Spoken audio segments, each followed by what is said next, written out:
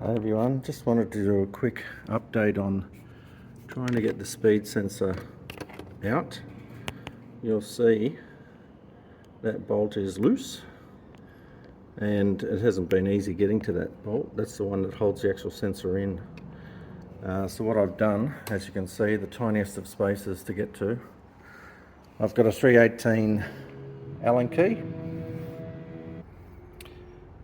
So I've taped that to the socket that actually suits the 318 Allen key, and then tape that to an extension bar, and very slowly but surely I've been able to insert that down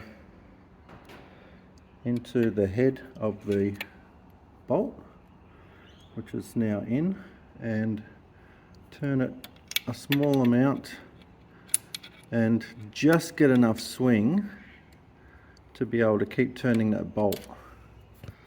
Now, the only way I can do it is by taking off the pipes, because the back pipe does actually come down and sort of get in the way a little bit of the swing. It's mainly the swing to turn the bolt that is the problem. So yeah, as you can see, it's almost out now.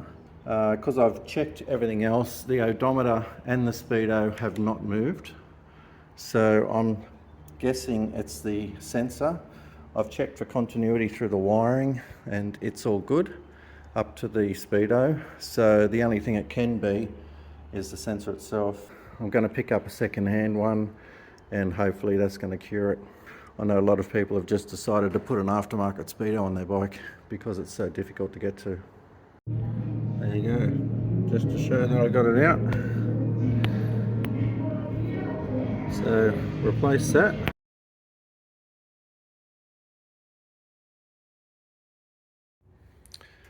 Done, and it's back together, but it's not a job I would recommend anyone do.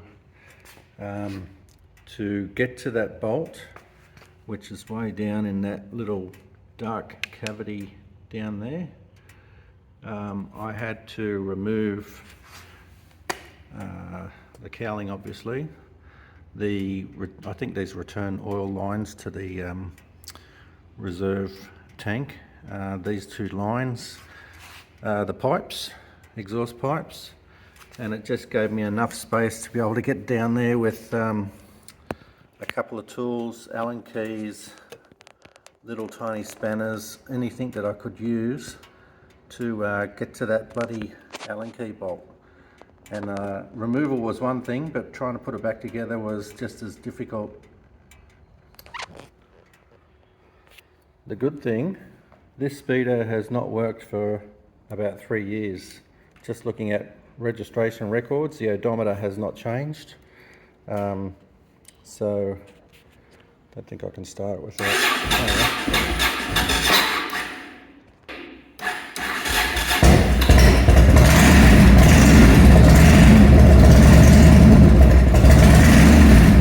Bit cold. I'll just tuck it in a second.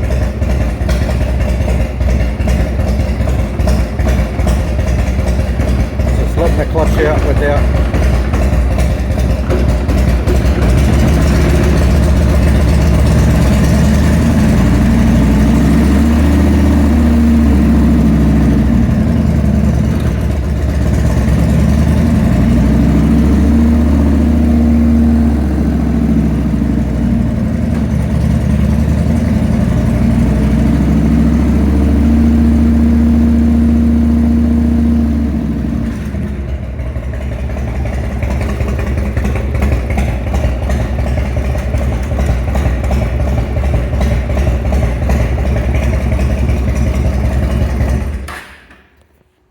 very happy with the result.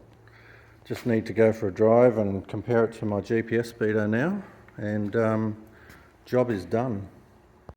Just a quick addendum, putting the bolt back into the sensor after I replaced the sensor with a new one, or a second-hand one from an R1 Yamaha. It wasn't easy at all. I needed a telescopic magnet to get the bolt down into the hole. I had to chamfer the end of the bolt so that it could find its own position in the thread before I could start actually turning it and putting it back in.